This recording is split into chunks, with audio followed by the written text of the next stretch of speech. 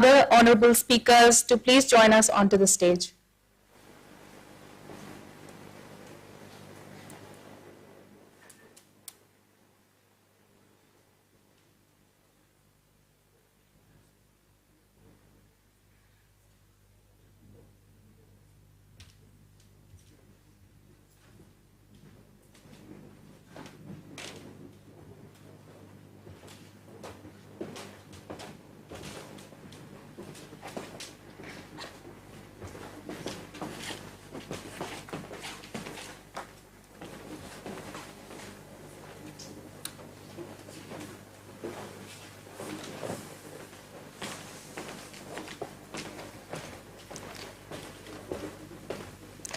The supervisory powers of Indian courts over locally seated arbitrations have significantly contributed towards promoting and making India an arbitration-friendly state.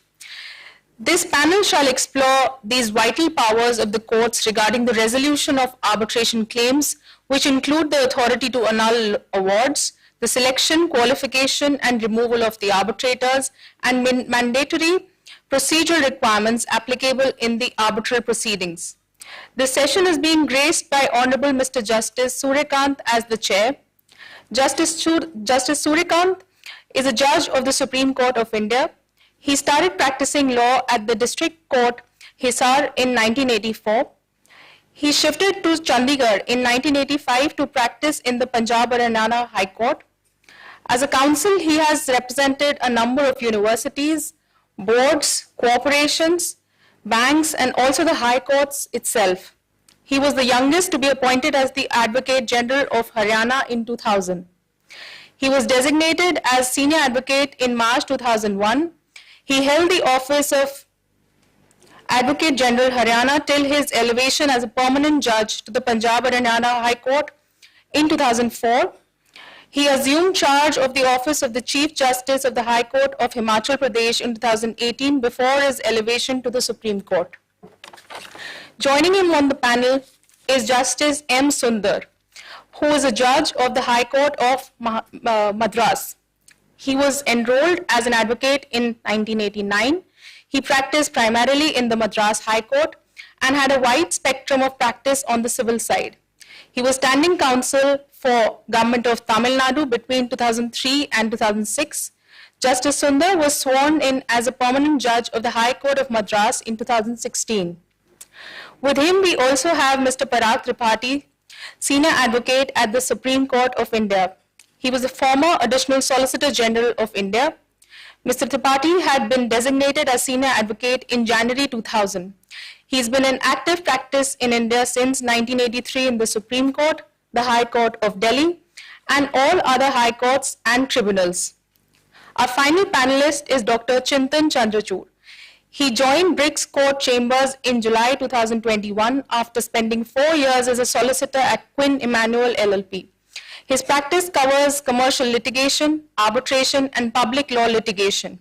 As a solicitor, Dr. Chandrachud was listed by Chambers and Partners as an associate to watch and by Legal 500 as a key lawyer for tax litigation. In 2003, he was the only barrister to receive an India-UK Achievers Award at the India-UK Achievers Honours. Now may I request Dr. Chandrachud, who is the moderator of this session, to please take the discussion forward. Thank you. I have the honor of moderating this session. I'm joined by two distinguished judges, as well as a distinguished litigator and arbitration practitioner. And before I commence, I'd just like to note that in view of the fact that we have two sitting judges on our panel, it's possible that not every question can be answered by them for obvious reasons. There may be live issues that arise before them. So please excuse us for that, and be assured that it's not because they don't have an answer, but they simply are unable to do so for reasons of propriety. The subject matter for discussion today is supervisory powers of courts at the seat, lex loci. And the supervisory powers of the Indian courts have been, I think it's fair to say, amongst the most controversial subjects in Indian arbitration jurisprudence over the last 2 decades. And the difficulty really is, where do you draw the line between supervision and control? So where does supervision stray into control? And is supervision in and of itself the correct characterization? Should we be using support, for example, instead of supervision, as the English courts frequently do? This session will be structured, this is a panel discussion, and the session will be structured broadly into 4 parts. In the first, we will be discussing the power of the courts before the commencement of proceedings. In the second, we will move to the power of the courts during the commencement of proceedings. As you would have by now guessed, in the third, we will move to the court's power after the proceedings have concluded. And in the last section, we will move to some broader jurisdictional issues.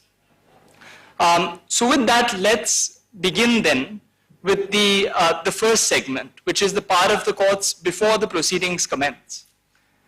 And the first issue that arises really is where an arbitration agreement exists between the parties, but one of the parties is refusing to play ball, either because they've filed proceedings in court or because they're refusing to arbitrate. Section 8 of the Arbitration Act provides for a mandatory reference to arbitration unless the court is prima facie satisfied that no valid arbitration agreement exists. And so if I may first come to Justice Surya Kant. So what is the role of the courts when it comes to referring parties to arbitration where there is an arbitration clause or an arbitration agreement in place?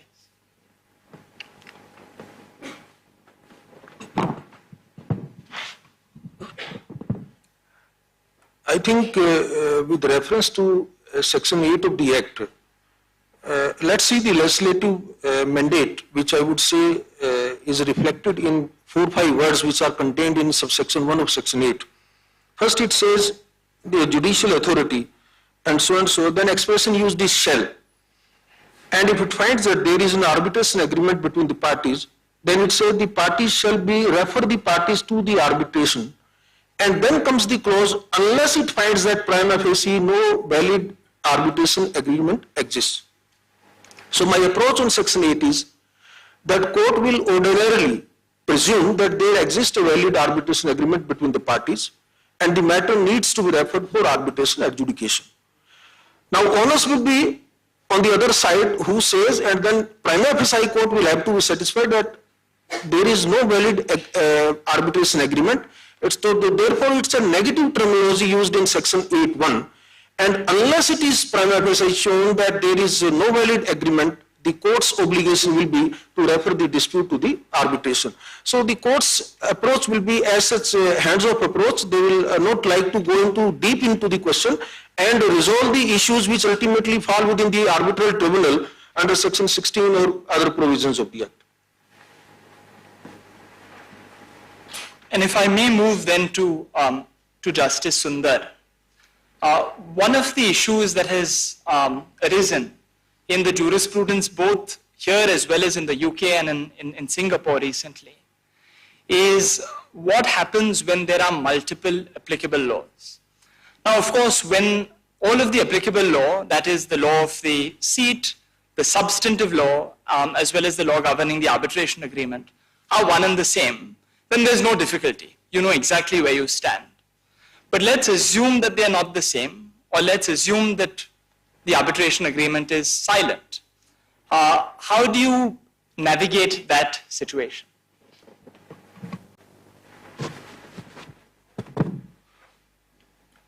Honorable Chair, co-panelists, and all the learned men and women here, good evening and greetings. As regards this option, this situation arises when there is more than one option available to the supervisory court in the seat. Meaning when one set of law is applicable to the proper law of contract and another is applicable to the curial law, then what happens to the governing law for the arbitration agreement would be precisely the issue. Talking of more than one option, before we just quickly look at what happened in UK and Singapore recently, bipolar opposite situations. Talking of more than one options, there is more than one option in pronunciation itself in the topic. Dr. Chintan said, lex loci, that's classic Latin. In English, it is lex loci. So there's more than one option with regard to pronunciation of, with the pronunciation itself. Just in the later vein to start. Quickly into the matter, the situation that arose in UK was like this. There was a big power plant, most of you should be aware of NK, just by way of recapitulation. There was a big power plant in Russia, which was devastated by fire. Then the insurance company had to make a huge payment to the owner.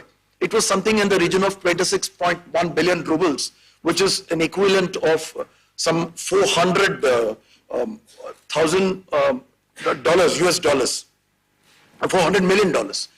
So then what happened was this insurance company, Chubb Russia, name of the insurance company is Chubb Russia, it filed for damages against one of the subcontractors, saying you are responsible for this devastation. There are about 10 subcontractors. There is an agreement. Before we go to see what happened, we should also see what is the agreement. There was an agreement between the contractor and the subcontractor, which was assigned to the owner. And that got subrogated to the insurance company because the insurance company made the payment. So therefore, this is the agreement. In the agreement, there is an arbitration clause. The arbitration clause is 50.1. We need not go to great details. Suffice to just look at this aspect. The arbitration clause says the arbitral institution shall be ICC London. B, the place shall be London. C, the language shall be English. This much about the arbitration clause. Now, when the insurance company filed the claim in Russia in the commercial court, the subcontractor went to England and filed an anti-suit injunction. Said, please see, there is an arbitration clause, a suit in Russia will not apply. So the neat question which the supervisory court in England was faced with, or which it had to address itself is, when the proper law for the contract is Russian, and when the curial law is English, and when the contract is silent about the governing law for the arbitration agreement, what happens was the question. The court of first instance dismissed the suit, then on appeal it was reversed, and then it ultimately went to the Supreme Court of UK. Supreme Court of UK, by a 3:2 verdict, said it has to be the curial law, namely the English law. This was the principle. Very interestingly, a jurisprudentially sound dissent by Lord Barrow. What he says is, this is basically depassage. Depassage, as all of us know, is a principle. Depassage is a principle which is applied when different set of rules are applied to different parts of the same contract. Just Lord Barrow says, depassage is an exception and not the rule. Jurisprudentially, a very, very strong dissent. As we go along, we can try and look at it a little more. What happens is, this is the position in Singapore. In Singapore, you have the BCY versus BCZ. All of us know that this is a share purchase agreement, and there the question was New York law versus Singaporean law. And there the proper law for the contract, which is a Singaporean law, was made applicable to the arbitration agreement. That was held to be the governing law, qua the arbitration agreement. Exact bipolar situation. Now let us look at what happened in India. In India, sometime in 1990, we had the NTPC.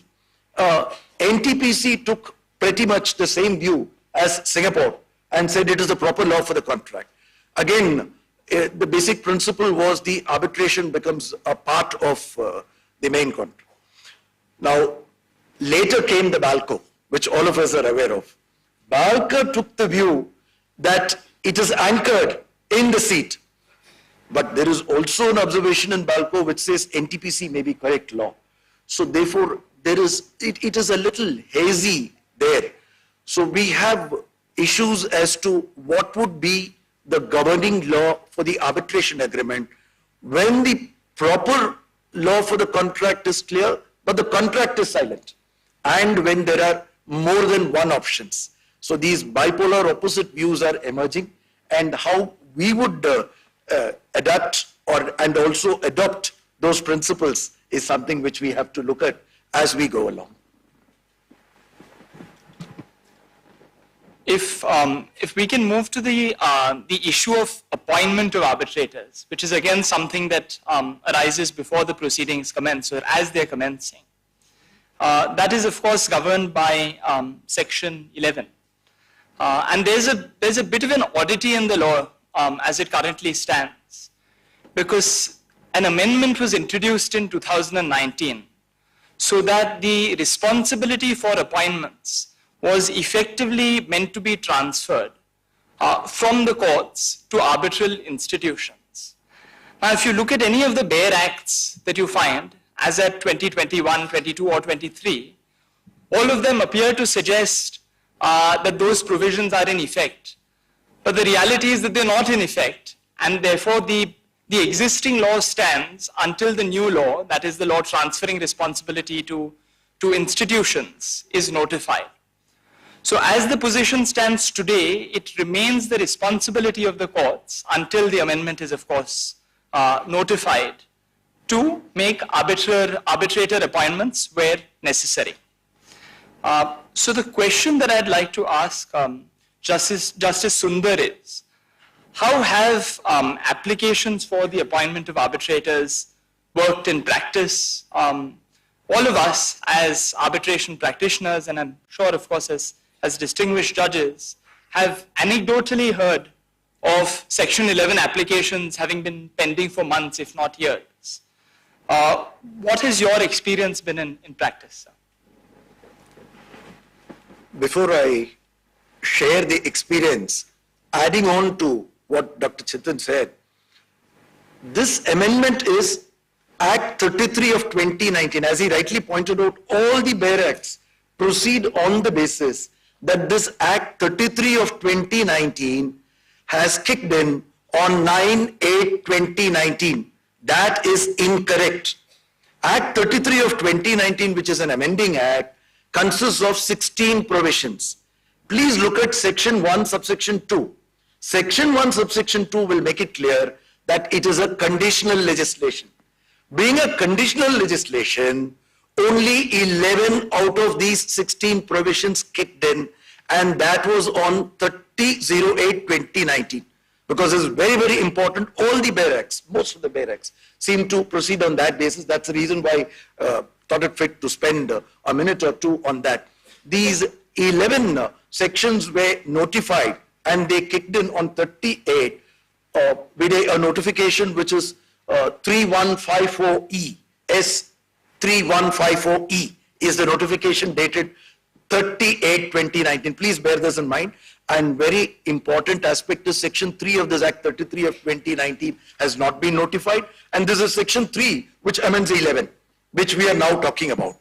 Therefore, this amendment which talks about deletion of subsection 6 capital A has not kicked in. Subsection 6 capital A of Section 11 stays. All that subsection 6A says is the perimeter of 11 has been made very, very small. It says all that a 11 court will do is test the existence of the arbitration agreement, not even existence of a valid arbitration agreement, unlike 8. There's a difference in the language couch. Now, the two lead case laws on that are Durofalgura and Mayavati trading. Interestingly, Mayavati trading was rendered on 5/9/2019 after 30/8/2019. Therefore, let's bear it in mind that it has not kicked in. All that a 11 court will do is examine the existence. Now, how it has worked is, let's look at subsection 13. This is again subsection 13, unamended 13. Please bear in mind it is unamended 13. Unamended 13 says it should be decided within 60 days from the date of service of notice on the opposite party. Sometimes the respondent tries to gain time. We try to say that the scope is very, very narrow. But what is of importance is there are two other facets which have now got added to 11. One is Nortel and two is NCC.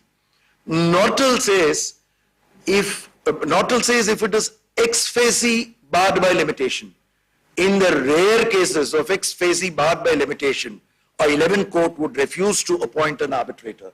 But let's bear in mind it is ex facie, meaning no investigation or inquiry is necessary, and two, in very, very rare cases. And Nortel also talks about examining accordance satisfaction within the meaning of 52 of Contract Act, but that is again very, very rare exceptions. And most leading case law on that would be Vidyadrolia. That would give, which is most of the section 11 courts now adopt that. When in doubt, refer. This is the bottom line when it comes to 11. When in doubt, refer. So therefore, I would say that the 11 courts have been working very well, and at least the court I belong to, Madras High Court, has pendency or had a pendency of section 11 only in 2 digits. We barely had 63 matters pending at one point of time, the lowest in the country. So therefore, 11 court has been working fairly well in most of the courts. And if I may ask Justice Sundar a follow-up question, which is that the position currently is that a refusal to refer parties to arbitration under Section 8 is an appealable decision under Section 37, but a refusal to appoint arbitrators under Section 11 is not. And as a matter of principle, it isn't obvious why that distinction should be made, because the effect of both of those decisions may be that you have no arbitration. So why is it that one of them is appealable and the other isn't? And is there a legislative lacuna that needs to be addressed? A tricky question, because in Praveen Electrical's Honorable Supreme Court has said that this appears to be an anomaly, but my most respectful view would be this. 8 is appealable and 11 is not. I'm talking about the intra-court appeal. 8 is appealable and 11 order is not appealable, maybe because 8 can be by a judicial authority also. 8 need not necessarily be by a court. If you see the language of 8, 8 says any judicial authority also. Therefore, it can't go without an appeal. Whereas 11 was originally by the Chief Justice of the High Court or the Honorable Chief Justice of the Supreme Court, depending on whether it is domestic or a part to arbitration. And then after 2310-2015 amendment, that High Court and Supreme Court, Chief Justice of High Court and Chief Justice of Supreme Court has been replaced with High Court and Supreme Court. That is how the roster now is given to all the judges. So therefore, 8 is by any judicial authority and therefore appealable would be the logic. We've discussed both sections 8 as well as section 11, that is the power to refer and the power to appoint. And the question that I'd like to ask Mr. Tripathi is, what the interaction or the interplay between those two sections is. And it's quite interesting that both of those sections contemplate some kind of prima facie review by the court. So the court will look at the arbitration agreement and review it in some way. But those sections use different language. 8 refers to a mandatory reference to arbitration unless the court is prima facie satisfied that no valid, that's the language, no valid arbitration agreement exists. So there's a reference to validity as well as existence in 8. Whereas 11 simply refers to a review as to the existence of the arbitration agreement.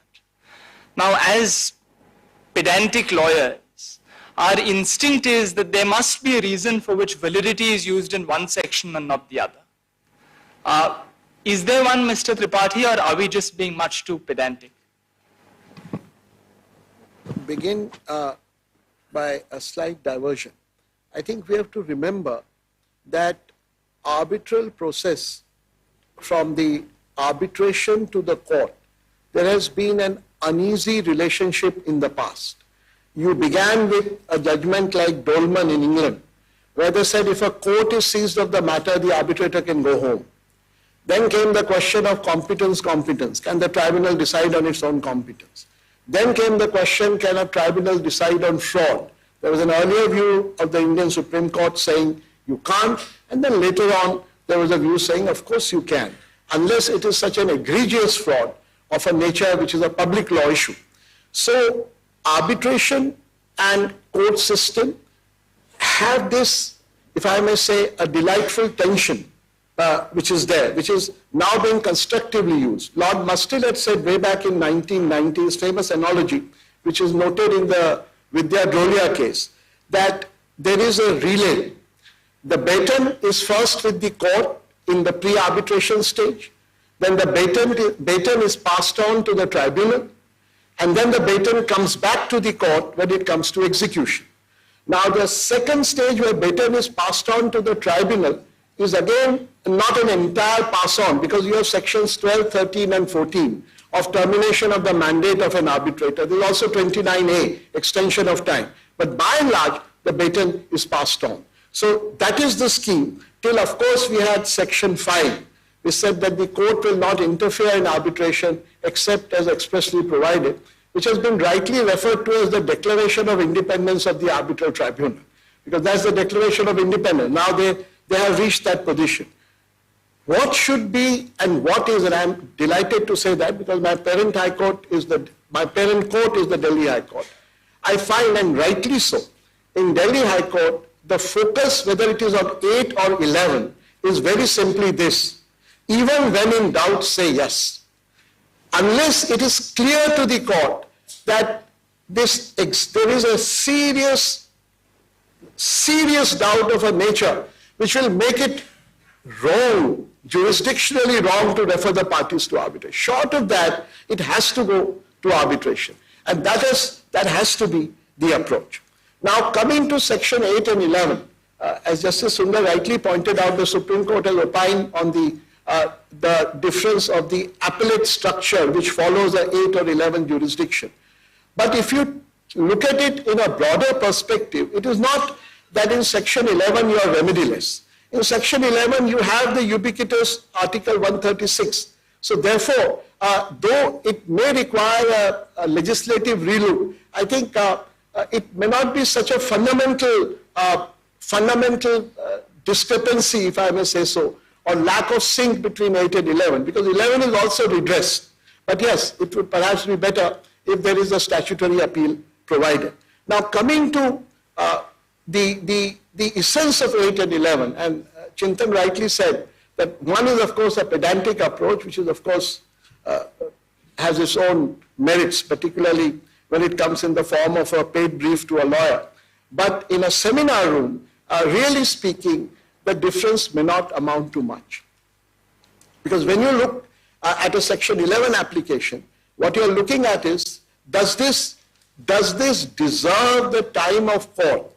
Or should this be sent and relegated to arbitration? If the tribunal finds that there is a lack of jurisdiction for whatever reason, then we will see at that stage.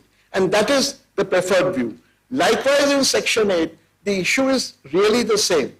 Does the court require to go into this at all, this dispute which is in the form of a suit? Or should it, because prima facie there is an arbitration agreement, and prima facie there doesn't seem to be any reason why it should not go there. So as I said, when in doubt, say yes, it should go there. So really shown off jurisprudential niceties, and there's always a huge scope for that. At the end of the day, my reaction really is that in a section 11, can't do it in a section 8, because in a section 8 there is a suit, court fees has been paid. It is a different animal in that sense. But section 11, when a party comes, in an appropriate case, actually notice should be limited not so much for an entire detailed counter, but just a one-pager saying why at this stage, despite this arbitration clause, the matter should not be referred. And that can be done in a one-pager. I know this is a maverick suggestion, but I would really suggest, and that can be even in the form of a note, because I find that many times, particularly with public sector and government undertakings in India, there is a huge problem about putting in affidavits, counter affidavits, etc. All that can be cut across by saying just submit a one-pager, saying why on the face of it, on a demurrer, I assume you're right, tell me why it shouldn't go to arbitration. But that, of course, overlooks one procedural aspect, which all of us practitioners know. Every distinguished high court has what I call personally adjournment gurus. So these are a very, very well-known band of very respected lawyers who have this incredible ability to get an adjournment out of nowhere. So subject only to the ability of adjournment gurus to sidetrack the issue, I think Section 11 should really be decided on a first day notice, give me a limited note, one-pager, second day, the order. Unless, of course, the court finds that there is something more which requires a departure from note and really requires an affidavit in evidence, affidavit in reply.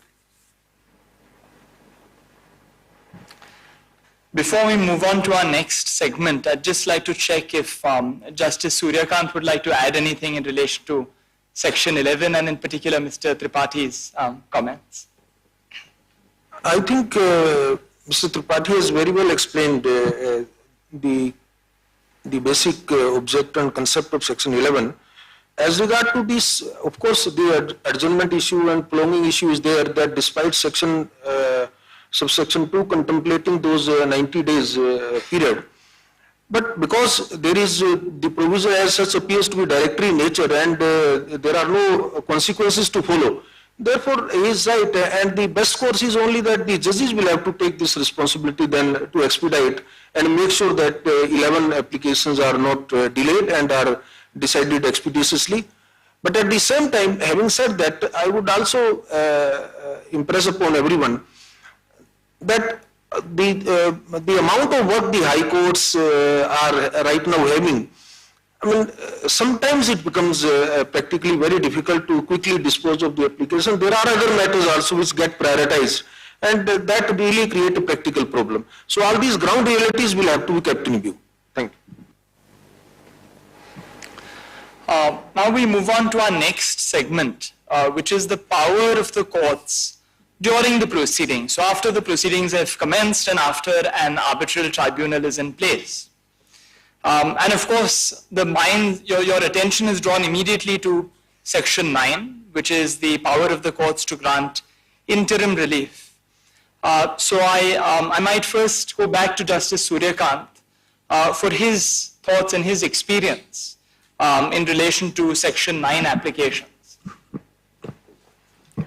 Yes, first I would say that I have the advantage of two eminent jurists on my left and right side, one from bench and one another from the bar, and they will explain in detail. But as regard to Section 9, I will just, in my introductory remark, I would say that this provision is a very, very important piece of legislation, because the interim measures through the process of the court which Section 9 contemplate, and it talks of the making of the arbitral award, the proceedings at any time after the making of the arbitral award, but before it is enforced in accordance with Section 36. So the power of the civil court to issue any of the directions under subclause 2 of Section 1 are extremely important. But there are a lot of issues. Sometimes one of the party may try to dispose of the properties to frustrate the arbitration claims. Sometimes the party may like to create third-party rights to bring a so-called bona fide purchase. All these issues then need to be dealt with, and the disputed property or assets or the issue need to be protected. And for that purpose, I think Section 9(1) subclause 2 and the directions which on illustrative basis the legislature has provided are quite important. The only thing, as I would say, as I was referring to about 11 also, if you see 9(2), once the civil court or the court will issue the directions under 9(1)(2), the arbitration proceedings are supposed to commence within 90 days. That is what this legislative scheme is there. But as I said earlier also, this provision again, unfortunately, to that extent is only appears to be directory in nature. I am using the word appears consciously because tomorrow there may be an issue of interpretation, and we will see then what is the, how the expression is to be used. Sometimes we say may is shall and shall is may. So those issues do arise. But it would have been ideally, legislatively very sound provision had it also said that if you don't commence the proceeding within 90 days, what are the consequences which will fall upon, say like the ad interim injunction will be vacated. So all these kinds of consequences could be probably provided. Thank you. Thank you. And if I may move to Justice Sundar. Justice Surya referred to the provision in section 9.2, which now requires proceedings to be brought within 90 days of the court's order awarding interim relief. Now, in European conflict of laws jurisprudence, there was something that was, and still is, referred to as the Italian torpedo. And that's the case where your opponent, in order to prevent you from bringing a claim in a jurisdiction where your case may be resolved in 6 months, files a claim in Italy, where you will be stuck for 6 years, if not longer. Previously, if I may therefore draw an analogy, there existed an Indian arbitration torpedo. And that Indian arbitration torpedo was to obtain interim relief under section 9, and then to do nothing, because, well, who wants to file proceedings and seek final relief when you have interim relief in your pocket in any event? The question that I have for Justice Sundar, therefore, is, has that issue now been resolved by the 90-day deadline in section 9, subsection 2, or does it still persist? And is the law in need of amendment in view of what we've just heard from Justice Surya?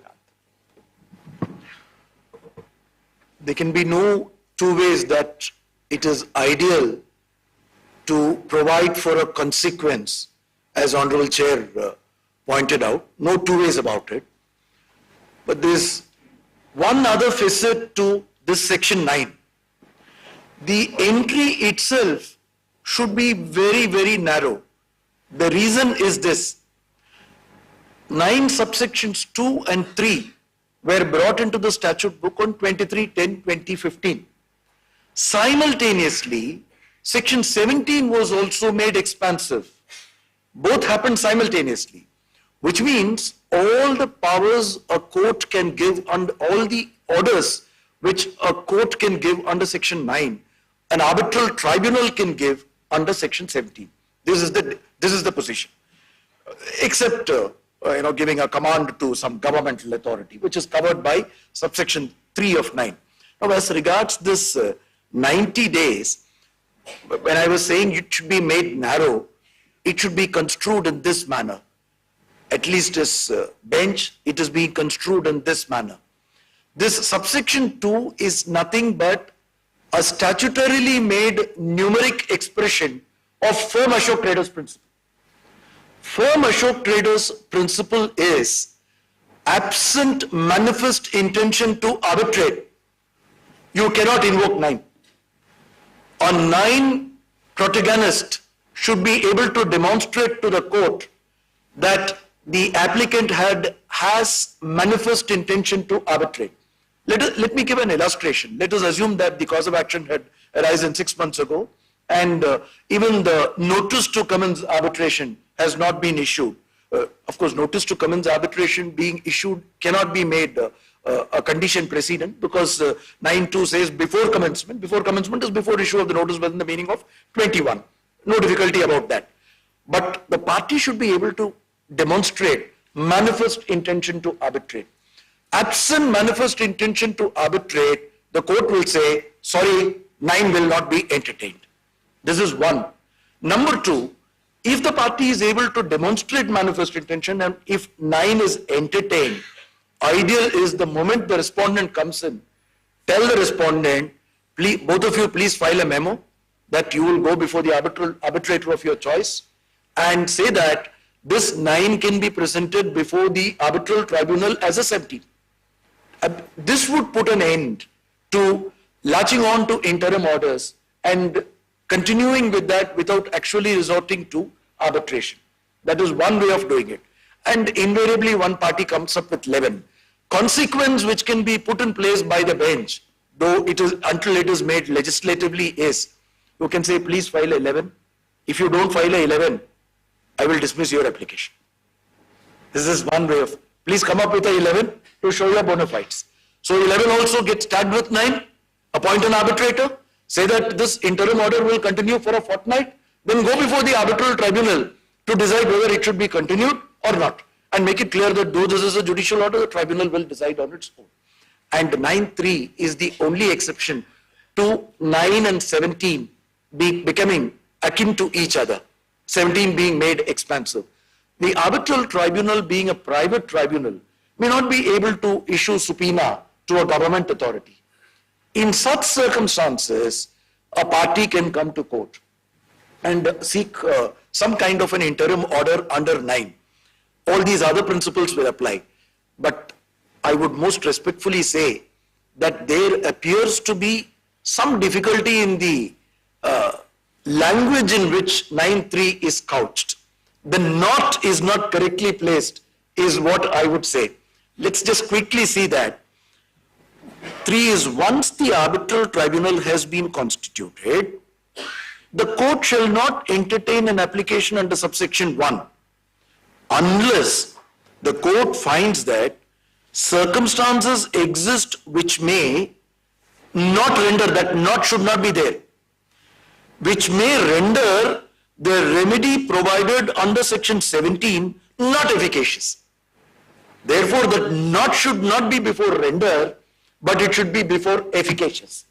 That would be, I don't know if it is a bit of a draftsman's, I wouldn't call it error. This not should be before the efficacious. But that's the sum and substance of 3.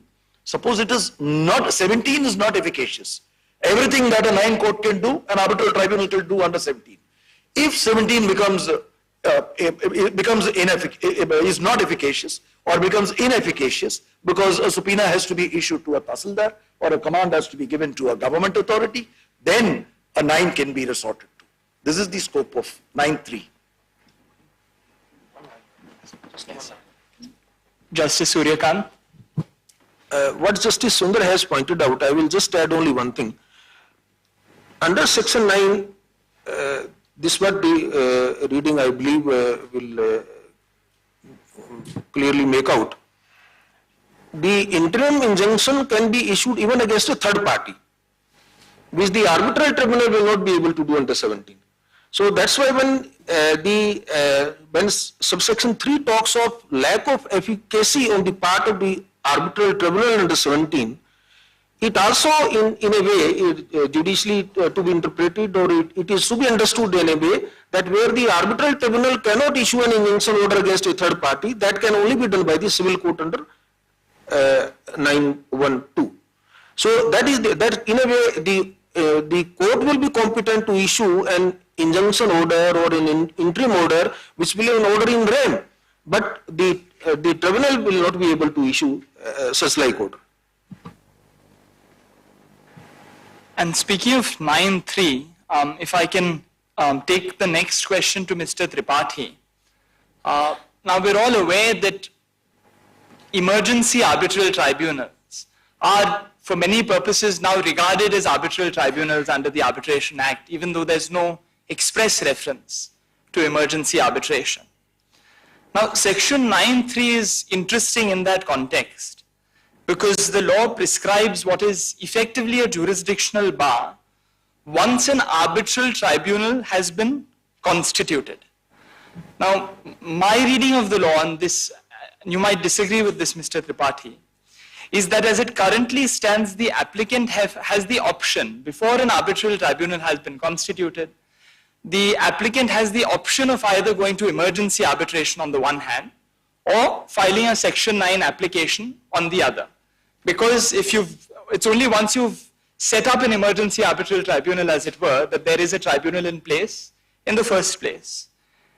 Is that position satisfactory, or should the law now be amended to provide that where there is an option to put in place an emergency arbitrator, you must first go to the emergency arbitrator and then, if appropriate and if necessary, move the court under Section 9?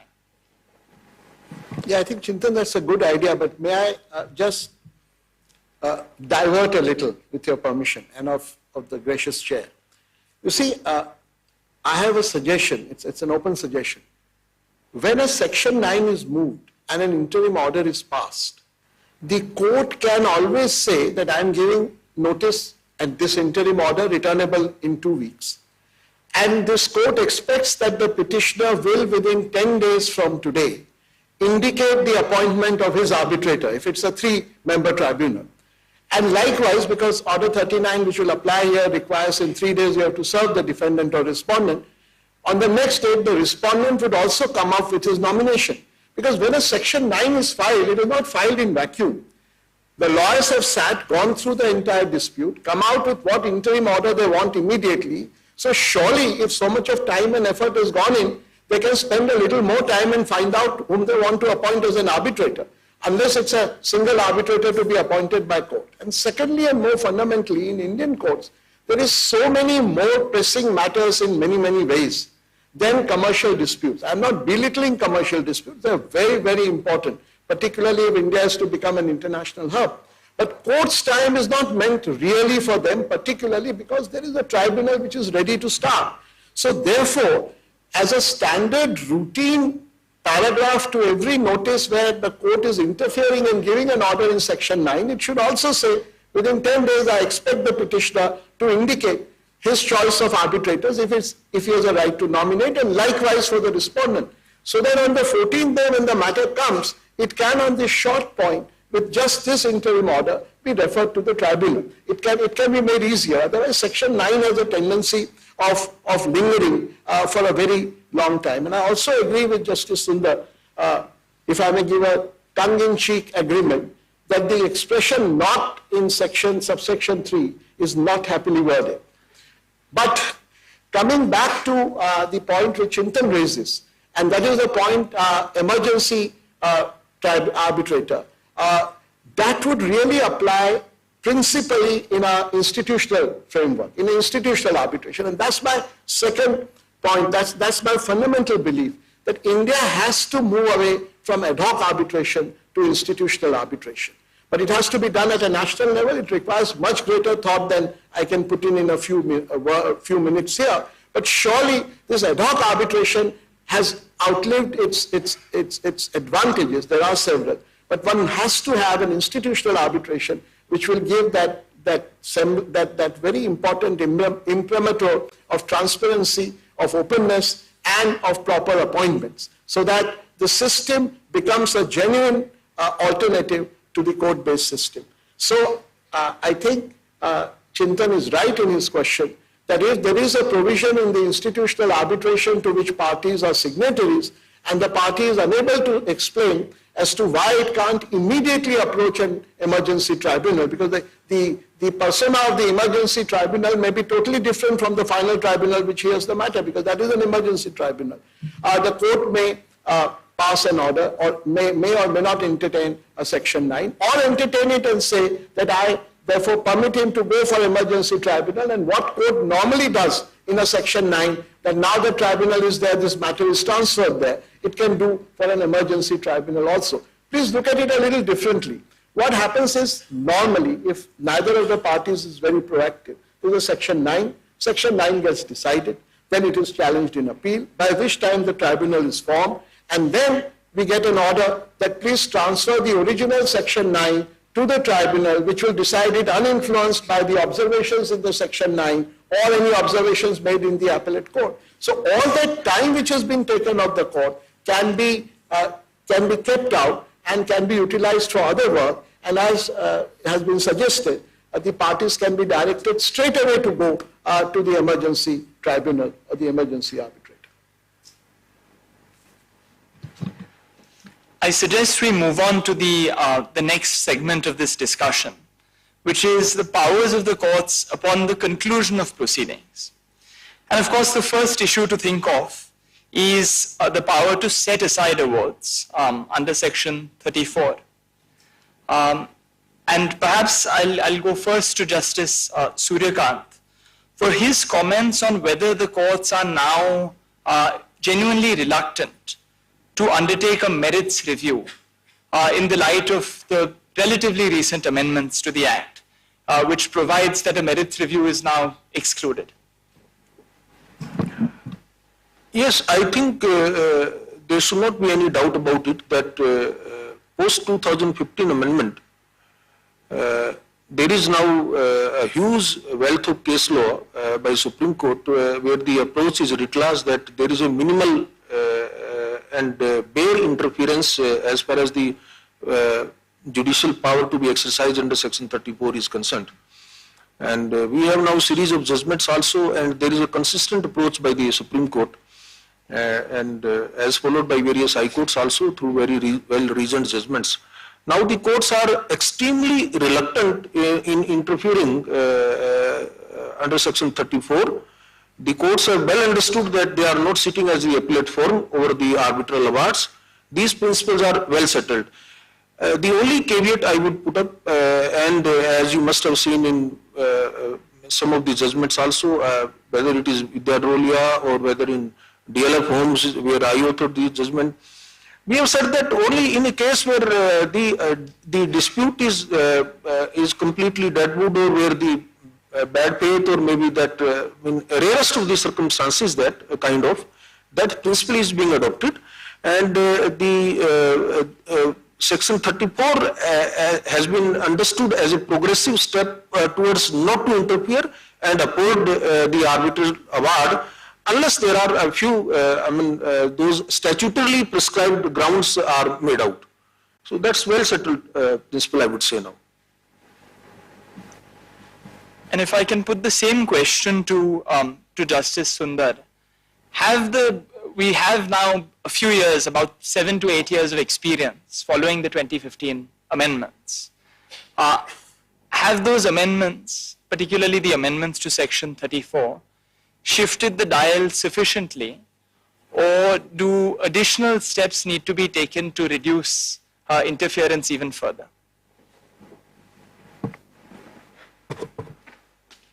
To answer this, I think we'll spend about 3 minutes and quickly look at the trajectory which led to this 23-10-2015, adding explanation to public policy, which was until then not explained, to explanation very quickly. 1993 was Renusagar, which explained public policy very narrowly. That was before the 1996 Act kicked in. Thereafter in 1996, this present Act which is obtaining kicked in, to be precise on 22/8/1996. Thereafter in 2003, we had saw pipes adding patent illegality as one of the grounds to 34, one of the grounds available to challenge an award. Then in 2014, it is very, very interesting. In 2014, you will find sometime in September and November, 2 judgments came up, Western Geco and subsequently Associate Builders. Then in that was prior to that, in August, was the 246th report of the Law Commission. It is after the 246th report of the Law Commission in August of 2014 that Western Geco and Associate Builders were rendered sometime in October and September and November. Thereafter, the Law Commission gave a supplementary report in February of 2015. The supplementary report said, Western Geco and Associate Builders vastly expands public policy. That has to be narrowed down. And for that was brought in the explanation 1 and 2. Thereafter, we had Centroid, which did reiterate Associate Builders. But what is very, very important is to answer the pointed question. After this 23-10-2015 amendment, Associate Builders was explained in Sanyam. Let me just quickly take a minute on that. If you see Associate Builders, it said there are three facets to public policy as far as challenge to an award under 34 is concerned. Judicial approach, NJP, perversity / irrationality. These were the three facets. And three separate tests were also laid down. As far as judicial approach is concerned, it was fidelity of approach. To NJP, the age-old Auditorium partum. And as far as perversity / irrationality is concerned, the oft-quoted Wednesbury principle of reasonableness had to be applied. This is associate builders. Post 2310-2015 amendment and post explanation being added, please see Sanyong. Sanyong now says only NJP is available to you. And as far as this irrationality / perversity is concerned, it is available to you, but not under 34.1 or 34.2, any of the subclauses, 34.2b2, public policy, but under 34.2 capital A, patent illegality. Now please see patent illegality, that is circumscribed by two forbidden aspects. One is no review on merits. Two, no reappreciation of evidence. There lies the catch. But again, Sanyong also explains that this perversity is perversity as understood in Wednesbury. Then you have to go into, after all, perversity as understood there is, at the end of the day, ignoring vital evidence, award based on no evidence and ambiguity. Now the issue is, how do you test this without appreciation of evidence? If it is available to you under 34.2a as patent illegality. So for all practical purposes, the consequence or the sequitur is the door shut. Therefore, only NJP, which is under 34.1, not 34.2 or 34.2b2, NJP alone is available. Proper notice not given, party not being given a proper opportunity, notice not being served on the party. These kind of NJP violations alone would now effectively be available. And ultimately, a review on merits is impermissible. Therefore, if this is applied, the perimeter of 34 is very, very narrow. There are 8 pigeonholes, if I may use the expression. I have used it in orders also, therefore I'm taking the liberty of using it here. There are 8 pigeonholes. 34, as it stands today, is not an appeal, not a revision, not a review, not even a full-fledged judicial review. Then the question is, corollary question is, then what is it? If it is not an appeal, not a revision, not a review, not even a full-fledged judicial review, it is a challenge to award, challenge to arbitral award within the 8 pigeonholes. The test is a protagonist who challenges an arbitral award should be able to demonstrate to the 34 court that his challenge fits into one of these 8 pigeonholes, fits snugly. If it fits snugly, yes, the award will be dislodged. If it doesn't, the award will not be dislodged. And more importantly, the courts have read, at least the 34 courts, my parent High Court, we have repeatedly read 34 as a default provision. And in the context of sections 5 and 35, 35 talks about minimal judicial intervention. 5 talks about minimal judicial intervention. 35 talks about finality of arbitral awards. Therefore, 34 is a delicate balance between limited review, limited judicial review on the one side and the sanctity of finality of awards ingrained in 35. So this approach being taken in 34, my parent High Court, it was always in 3 digits, the pendency of 34, may not be music to the ears of members of the bar, bear with us for that. But the point is, sometimes it dips to 2 digits also, 34. The reason is very simple. We'll spend 1 more minute on that with the permission of the chair, Honorable Chair. Just 1 more minute on this. The reason is this. When parties, contracting parties opt for arbitration as an ADR, they are going away from the court. They're saying we're not coming to the conventional court. We will have our disputes, if any, resolved through a private arbitral tribunal.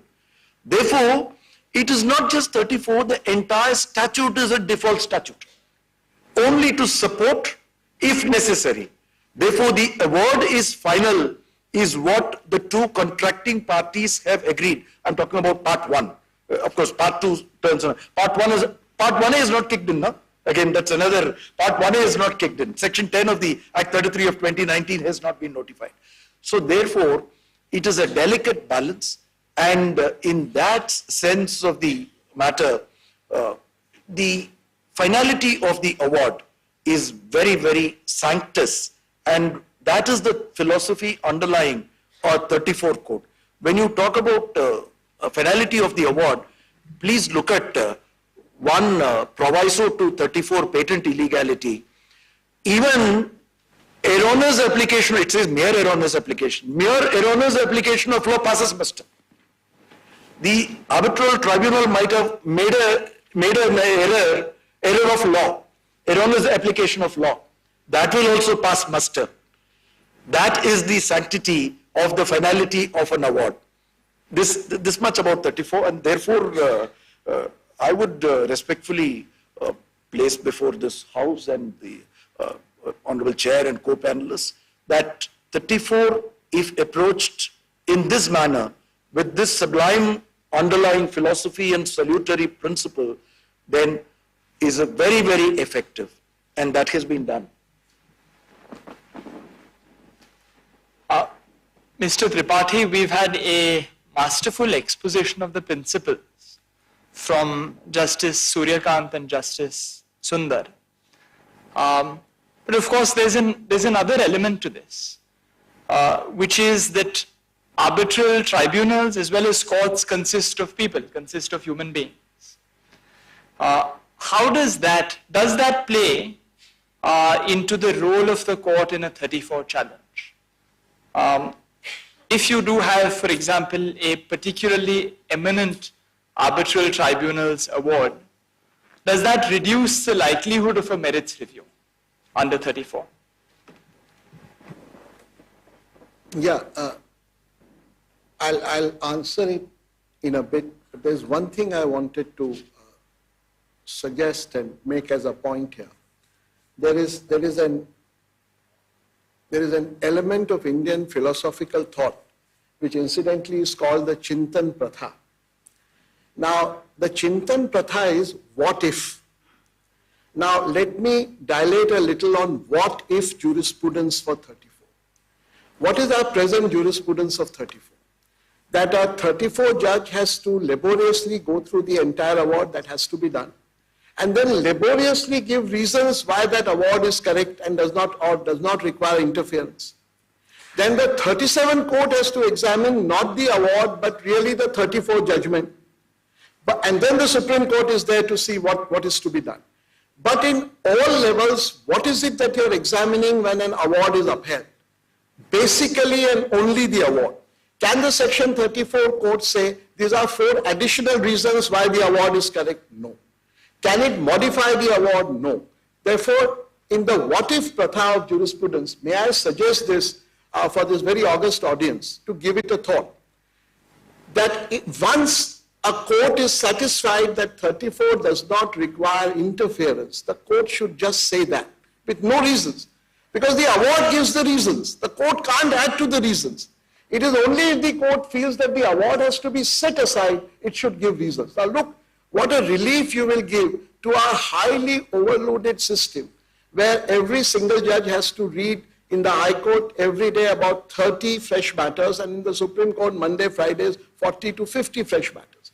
Therefore, the only question then is that you please satisfy me, and the written submissions of the parties in 34 will be kept on record. So when the appeal court examines it, it has to look at the award and say, yeah, this is what you argued. I think you had a point, this 34 order requires to be set aside.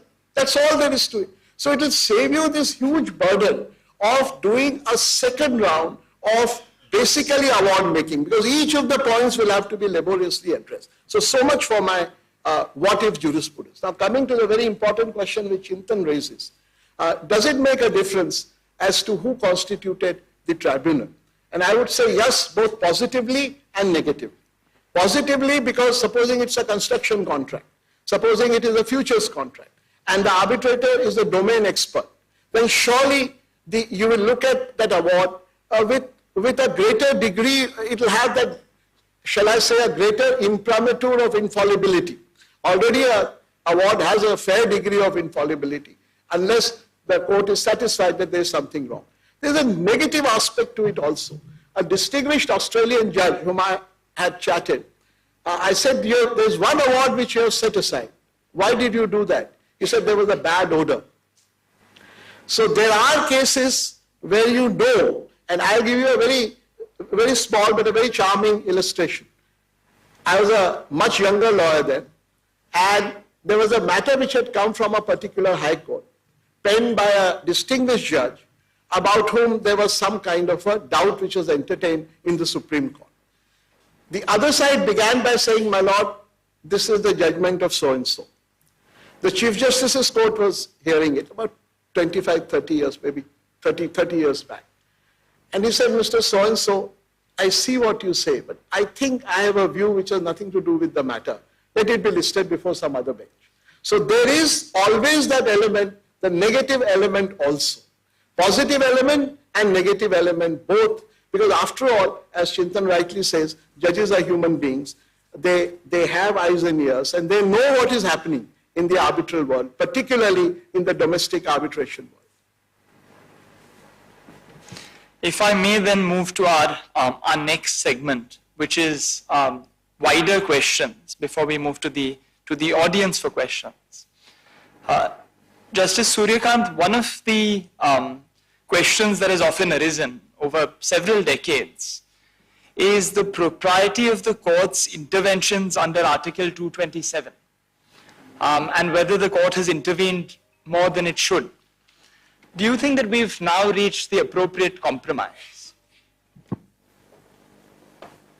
You see, one fundamental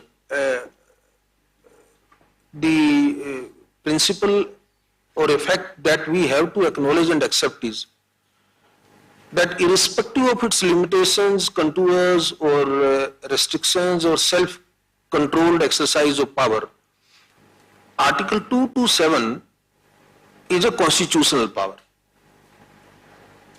And speaking for myself, it will be extremely difficult to control that power, to negate that power, or denude that power by virtue of any statutory provision.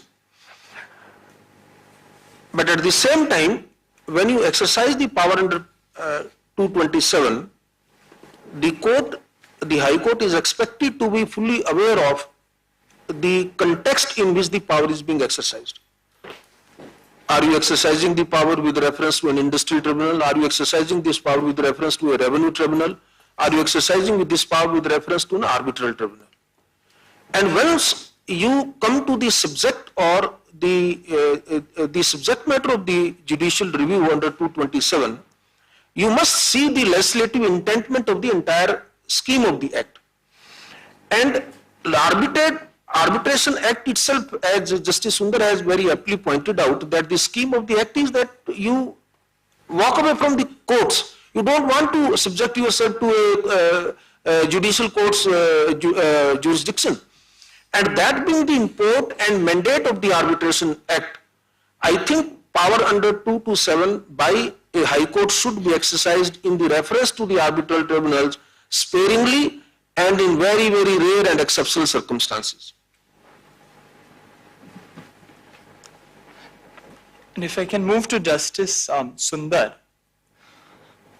one of the issues that's arisen of late over the last 2 years, and I know there are about 3 to 4 Supreme Court judgments on this question, is whether there is a tension between the provisions of the Commercial Courts Act on the one hand and the Arbitration Act under the other. And the reason for that, as I understand it, is that the commercial courts established under the Commercial Courts Act are at the level of civil judge senior division, whereas under the Arbitration Act, only the principal civil court with original jurisdiction may exercise jurisdiction over arbitration matters. Is there a tension, and if there is one, how best should it be resolved?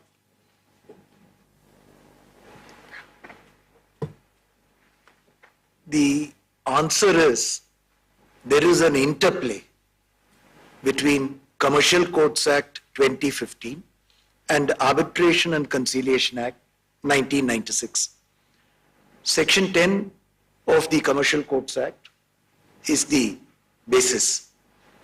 What is of importance is when the Commercial Courts Act kicked in on 23/10/2015 as an ordinance and subsequently retrospectively it became an act on from 23/10/2015. The specified value under 2(1)(I) was 1 crore. On and from 3/5/2018, an amendment was brought in and this 1 crore became 3 lakhs. Simultaneously, the district courts or the district judges were vested with appellate authority powers, which was until then not there. Until 3/5/2018 amendment, under the Commercial Courts Act, it is either the commercial court, the jurisdiction of which you get under Section 6 of the Commercial Courts Act, or the commercial division, High Court, which you get under Section 7 of the Commercial Courts Act. After 3/5/2018, a series of amendments were brought in when the specified value was brought down from 1 crore to 3 lakhs, and they got established a 2-tier commercial courts in the district judiciary. So that is when the district judges have now started exercising appellate powers, 1, and 2, the next tier are original courts, and the pecuniary value can be fixed by the state government, by the executive arm. That is what is very, very important. In consultation with the High Court, 3(A) is the amendment. Now the issue is like this.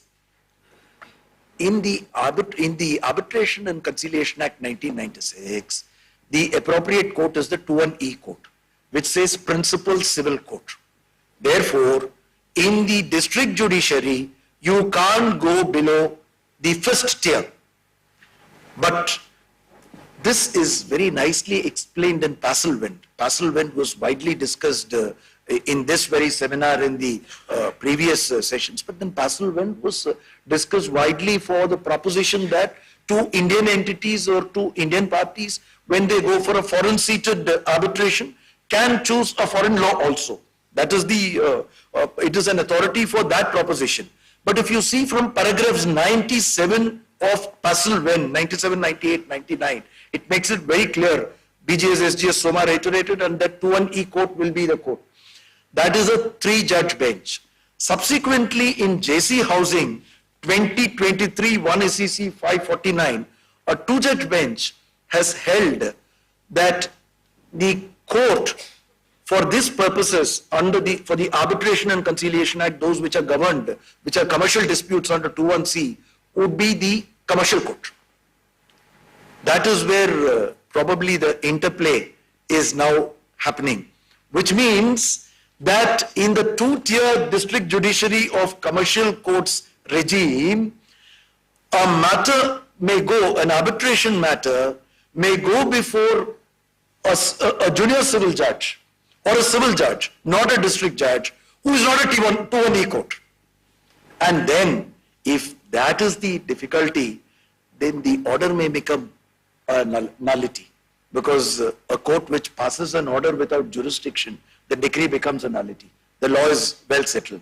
So that interplay we may have to attend to, and then look at Passelwind on one side, and we have to look at JC Housing on the other side, and try and resolve the issue in a matter which gives a quietus to this interplay. I know that we're running out of time, so perhaps in conclusion, I might check if Mr. Tripathi has any final comments, either in relation to 227 or the interplay between the Commercial Courts Act and the Arbitration Act. With the permission of the chair and, of course, of Chintan, may I just give two concluding remarks which I think have some relevance to the whole ecosystem of arbitration in India. One, we are now trying to be and are reaching towards being a global hub for arbitration. Now, there are two things which concern me in this regard, in the Indian arbitration ecosphere. One is what I call the nomination pull which the arbitrators feel. I have been nominated by Mr. Tripathi, therefore there is some kind of a moral obligation for me to put that viewpoint across. The second is, of course, what is called a confirmation bias. That is, I have a view that as a general rule, let us say, public sector must be given the benefit, always. I'm not saying that the answer is have no views. All arbitrators will have views, but this is more than just a view. And I must tell you that I had the occasion of going through a very interesting article that was an address by one of the distinguished members of the organizing committee here, Justice Bhakru, to the Judicial Academy, where the various aspects of bias have been set out. So we have to, as a legal fraternity, work with ourselves and our minds to see that these things don't come in. Because at the end of the day, in a commercial matter, what you expect is transparency and broad independence, where these aspects of a nomination pull or a confirmation bias or any such other, because we all remember the case of a very distinguished judge who once said, I have never decided a single case in favor of a landlord. Now that is simply not doable in the arbitration ecosphere, whatever be the reason. And lastly, I think the essence of Section 34 jurisdiction has been summed up very well by the American judge Potter Stewart in a very interesting case of Jacobilis, where the question was the threshold test of all things of pornography. And he said this, I know it when I see it. So in a 34, when a judge looks at the award, he says, this award I cannot sustain. So that is the test, and that is why I said that if the award is to be sustained, please relieve the judge from giving reasons. Because what reasons will the judge give? He'll only say, this is what the tribunal has said, and this is what Mr. Tripathi argues, I find no merit in him because this is a plausible view. That's the only answer that can be given. Only request the judge to give reasons when he is setting aside the award. It will reduce pendency and it will greatly reduce the burden on our completely, in my personal view, overworked judiciary, which has this huge backlog of cases sitting like that famous betal on the back. So we have to get rid of that to the extent it is possible. Thank you.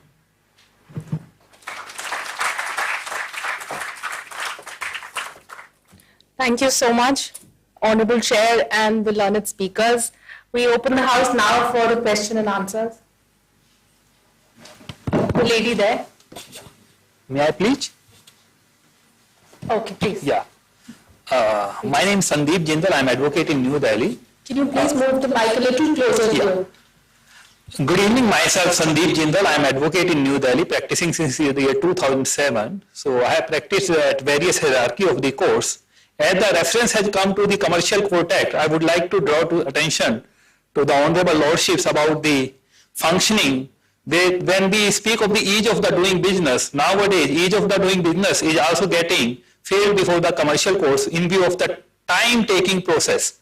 More particularly with respect to the judiciary at the district court level, we do not have any kind of time limits framework so far. So in the arbitration, we have developed these time frames for deciding the arbitral awards and all. But at the hierarchy in the supervisory, we do not have one thing.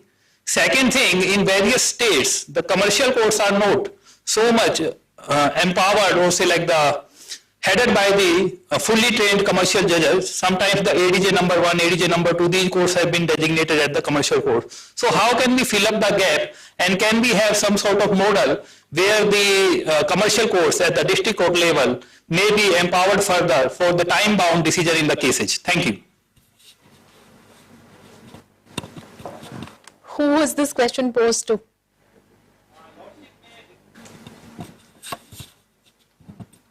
May Lordship consider to address on it. Thank you. We have to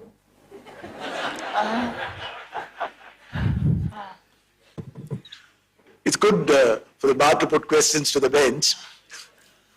But your premise, the question is premised on the understanding that there is no time frame for the supervisory court. Please see subsection 6 of section 34. Please, have you seen subsection 6 of 34? Yes. 4 years have gone already. That there is no timeline is not the position. It says 1 year from the date of subsection 5 notice. Now subsection 5 notice has been held to be directory and not mandatory. Booby Vikas Bank is the lead case on that. Because you can approach 34 code without even a subsection 5 notice, then that 1 year has to be computed from the date of presentation of 34. That is one. Number two, as far as Commercial Courts Act is concerned, please have it in mind that it is merely procedural. It is not substantive law. It merely amends 3 sections, 10 orders, and adds 1 appendix to the existing 8 appendices to CPC. These are amendments to CPC. That is all. 3 sections, 10 orders, 1 appendix to the existing 8 appendices. That's all the scope of Commercial Courts Act. Commercial Courts Act, the most important aspect is 15A, Order 15A, CMH. CMH cannot progress without active cooperation from the bar. Unless the bar and bench collaborate as 2 sides of a coin, CMH cannot progress. If the bar collaborates with the bench in CMH, when I say collaborate, I am saying CMH. In CMH, you will find wonderful results. And another aspect of commercial courts is summary judgment under 13A, 13 capital A, can be very effectively used, where a suit can be decided without evidence. If that is done, then it has been done. You can again, in my parent High Court, the number of civil suits pending in the commercial division is barely 624. And it's a chartered High Court which is 150 years old. Only 624 suits as of now. You can look up NJDG.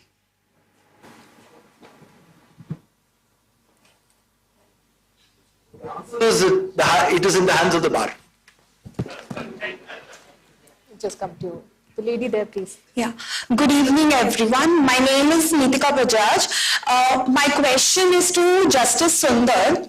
Justice Sundar, how do we really view the scope of Section 37, more specifically against the order of Section 34? There were earlier judgments which said that Section 34 merely reviews the order of Section 37 mainly reviews the order of Section 34. But a recent judgment of the Supreme Court in 2022 in Sal Technologies says that now in 37, you can take new grounds that you haven't taken in 34. So how do you view that? The scheme of the statute is, if 34 is a lane, 37 is a bylane. 1. Number 2, even in 34, please see line engineering. Line engineering says MSP is no more good law. And line engineering says what has not been raised before the tribunal can be raised before a 34 court.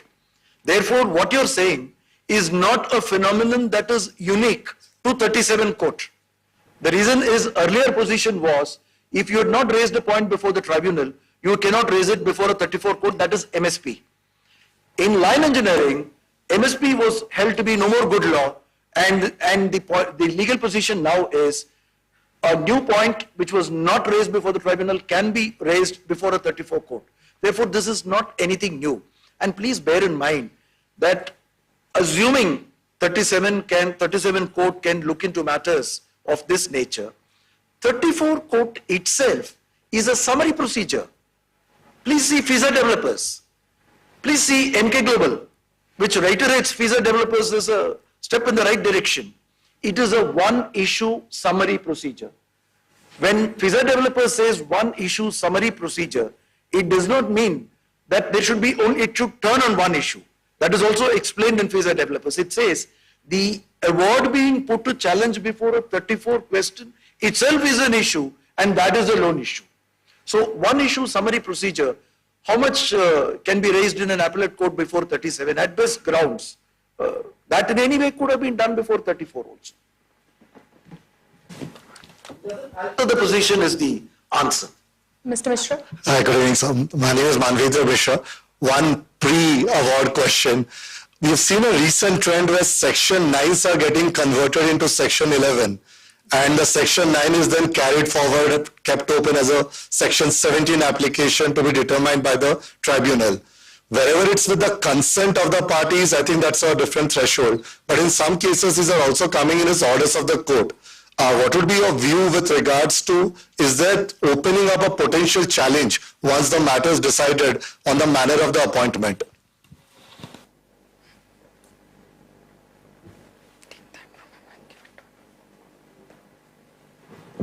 You see, it all boils down to this, that the courts are fully aware that a Section 9 may keep on lingering.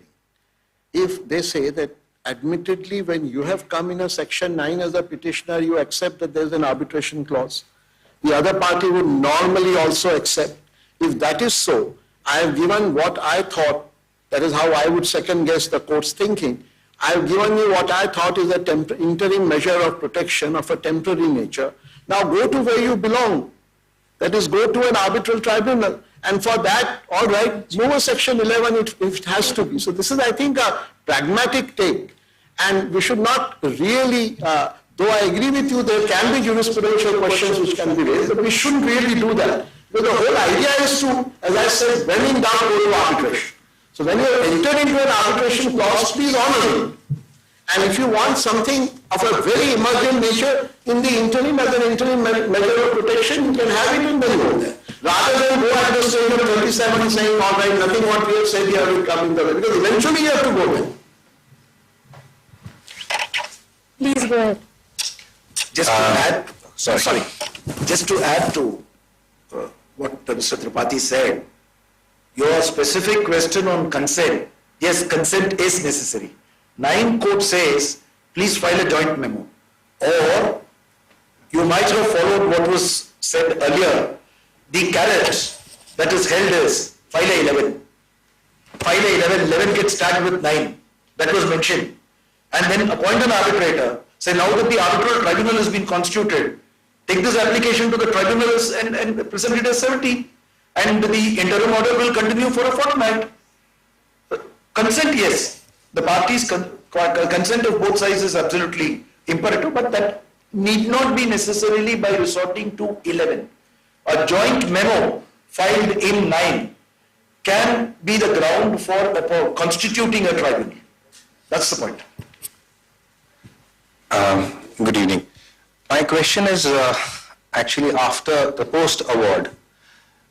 We have seen the recent Supreme Court judgment in NM Global where it has discarded SMS. My question is, if an arbitration clause can be acted upon if it is unstamped and an arbitrator has been appointed, what happens if the arbitrator, even if the arbitrator has impounded the agreement and proceeds to arbitrate without getting the stamp duty paid? In that case, what does a party do? Can he file a 227 or he has to go to the rigorous of Section 34? That's my question.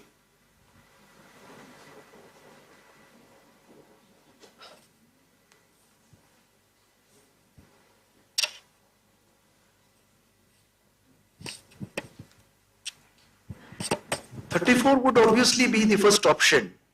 And as far as 227 is concerned, the position is very clear.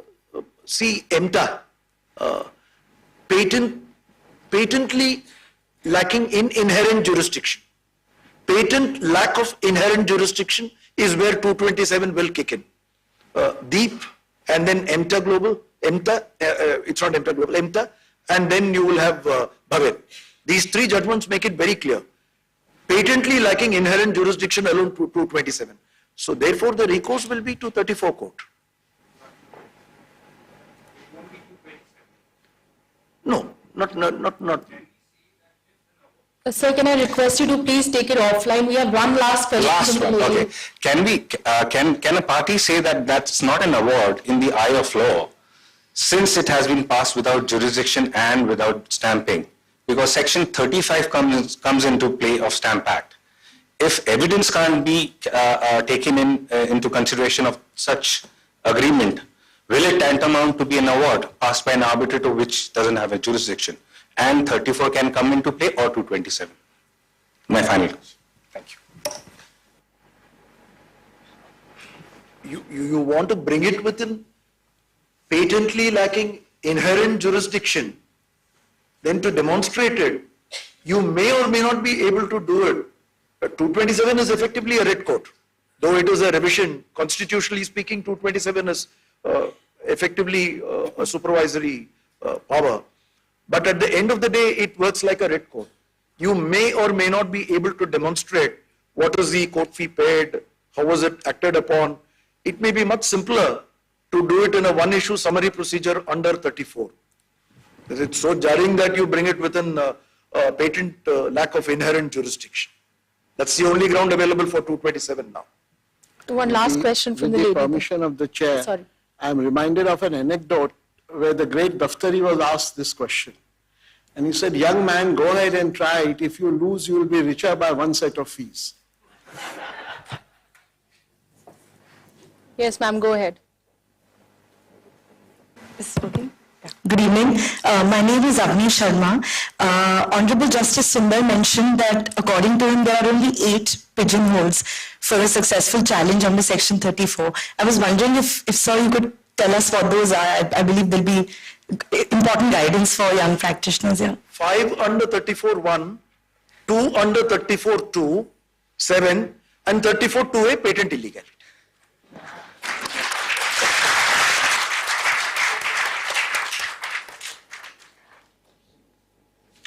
After such a gripping session, we come to the end of yet another day filled with learnings and insights. We'll see you all tomorrow for the remaining sessions and the closing ceremony. Thank you all.